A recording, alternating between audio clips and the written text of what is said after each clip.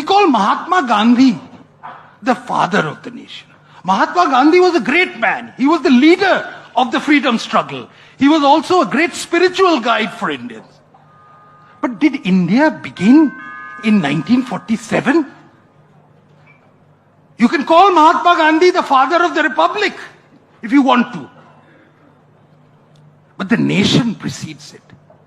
And their problem is that they want to reduce India to one idea, one family, and preferably one book and one party. And that's what we are. And I'm very uncomfortable calling him Pandit Nehru. I just don't like, I'll stick to him as Sri Nehru or Mr. Nehru. Right. And I think we'll take his, but it's very interesting that he's always called Pandit Nehru by some people. Well, why? So ask yourself that question. Is it Pandit because of a caste, or do they think he's the ultimate repository of wisdom? But what secularism, by introducing it in the preamble, they tried to do was that they tried to codify it.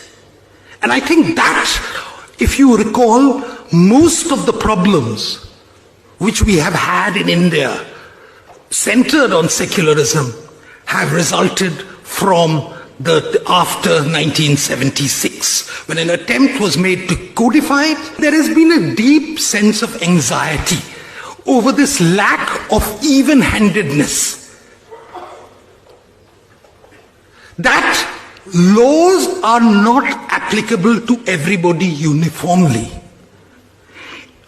In December 2006, Dr. Manmohan Singh made a very interesting speech to the fellow chief ministers at the National Development Council. And he said, minorities, particularly the Muslim minority, must have the first claim on resources. Now, is this secularism?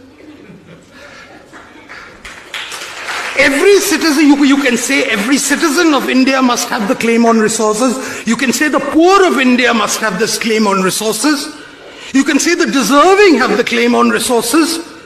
You can even say the state has a claim on resources if you're that way inclined. The intellectual stranglehold which exists among the particular section which says if you talk about the Muslim, if you talk about a uniform civil code, you're being anti-secular.